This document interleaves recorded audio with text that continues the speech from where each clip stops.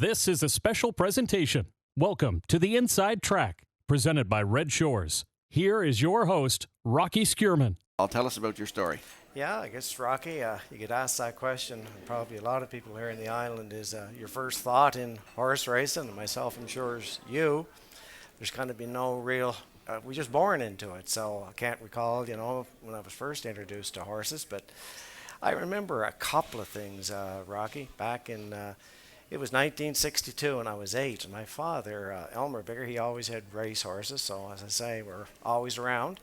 And I remember being at the race that day, and it would have been a Labor Day. I remember it vividly. And anyway, Cyril Smith was driving Dad's horse regularly at that time, a horse called Adrian's Boy. And it was a holiday. His son, Clarky, would be a younger driver at the time, Clarky Smith. And Cyril put Clarky up to drive him, and he finished first and a second on that day. So that's my first recollection of being here at the races at Summerside. And again, it's been, well, I guess my mother always used to say my father had me in the barn when I was still in my diapers, so, always been around the horses, so. Yeah, that's great. Tell us about your first win as a driver. That happened right here in Summerside? Yeah, it did, actually. It was back in '76 when I got my license, and my father and I, we bought a horse from Frankie Jameson. Now, Frankie would be grandfather of Jody Jameson. I'm sure a lot of people are familiar with him, and father of Carl and Roddy and those. And back in the day, Frankie was a horse trader. He'd bring a lot of horses to the island. And at that time, a horse called Ben Bow. And he was a Steady Bow horse, which was somewhat well-bred for that time. Steady Bow being the sire of Steady Star, would have been the world champion back then. So anyway, my dad made a deal with Frankie, and we bought him. He was a bit second-hand, bow tendons.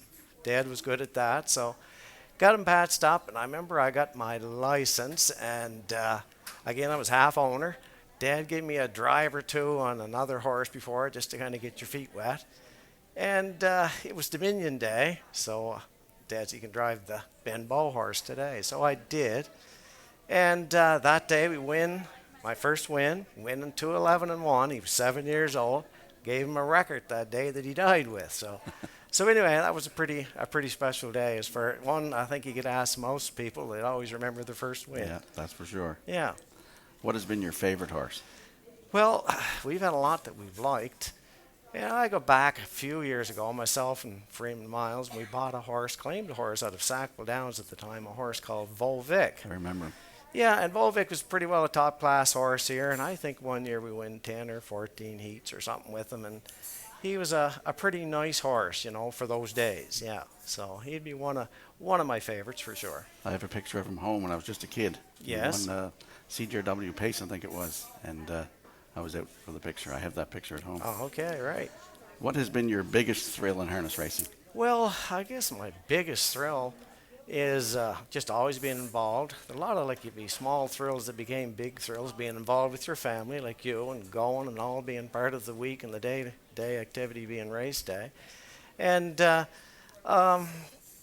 I know one time Dad had a horse, Glengall Flash. Again, it was one of those ones that came from Frankie Jameson. At the time, Roach McGregor had put him through the yearling sale back in '77, and when he went through, he was the highest priced yearling ever in the Maritimes that time, around $12,500.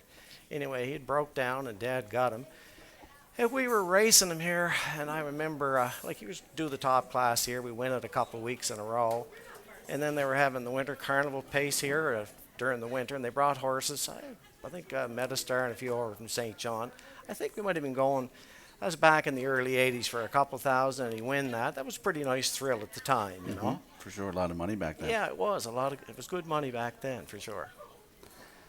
You picked a race with Mando Fun winning the Monktonian at Charlottetown. Why did you select that race? Well, one, it's pretty vivid. It's one of our recent horses that we're still racing today.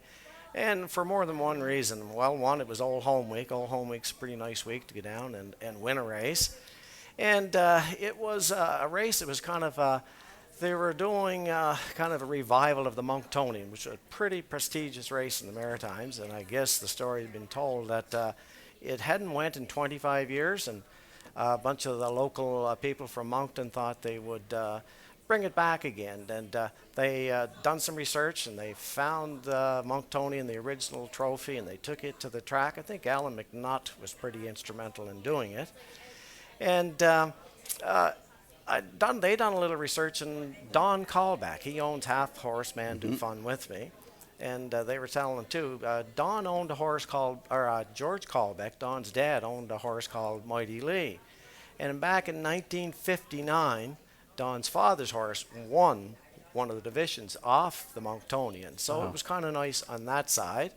And then if you know, like your horse, we're going into that week, and Kenny Arsenault was driving my horse, and he's one of the more capable drivers in my mind around. And we knew going in, Kenny, that the horse wasn't probably as good as he had been. He was getting off a little bit. And like Kenny just gave him like a masterful drive. If you could see the drive that day and the way he rated that horse and got him under the wire first, and knowing that the horse wasn't at his best, and Kenny gave him a great drive, and then winning the race during Old Home Week, it was kind of a special day. Yeah, it was. I know all about it. Here is Mando Fun winning the Monktonian Pace at Charlottetown. Great. Their starting gate for race number 9. It's the Monktonian Pace. Back upstairs to my colleague for most of the night. He's the voice of the Meadowlands, Ken Workington, for the call. And we scratch the 7 here. Slide guitar with a field of 7 taking up position here. And they round the turn for race 9, the Monktonian Pace here at historic Driving Park in Charlottetown on Old Home Week. Great crowd on hand. Field picks up speed for race 9, the Monktonian Pace. Here they come. They're off in the classy Montreal Phil, and Darren Crow firing right out for the lead here. Mando Fun on the outside gets away in second. 3 Truths is going to settle in third, with Dividend Day fourth around the first turn. Then it's Revenant who takes a seat in front of White Mountain Nemo. Distinctive Rusty is the early trailer across the backstretch. They go to the quarter. And Mando Fun, a quick move with Kenny Arsenault, takes the lead. Mando Fun's going to dictate the terms here across the backstretch. Montreal Phil in for the pocket ride. So it's 3 Truths in third, with Dividend Day fourth on the inside. Revenant is taking a peek to the outside, but stays in. And then it's White Mountain Nemo and Distinctive Rusty. The opening quarter was 28 2/5 as they round the turn. And it's Mando Fun in front. It's the favorite, and Mando Fun dictates the pace as they come off the turn and by the grandstand. Montreal Phil is third. 3 Truths looking anxious in fourth there. Staying in was Dividend Day, so charging up uncovered, Revenant. It's going to be a live tow for White Mountain Nemo from the back of the pack, and then Distinctive Rusty gets underway third over as they pass the half in a rated 58 3, 30-1 rating in that second quarter. Second time around the course chasing Mando Fun. Now Revenant on the outside, breathing down his neck to apply some pressure. Montreal Phil in the box third, looking poised as White Mountain Nemo from second over, all set to flip 3 wide as they near 3 quarters. 3 Truths is buried on the inside. Then it's Distinctive Rusty, third over on the outside, and Dividend Day. Pressure mounting here on Mando Fun. It's Mando Fun trying to hold off Revenant on the outside. And 3 wide comes White Mountain Nemo right now, charging up. Montreal Phil needs racing room, and bottled up in traffic is 3 Truths. 3 quarters, 127 4/5 into the stretch, coming after Mando Fun from everywhere here. Montreal Phil up the rail. Right there is Revenant to the wire. Mando Fun holds on. Then it was tight between Revenant and White Mountain Nemo, 157 3. This has been a special presentation. The Inside Track was presented by Red Shores.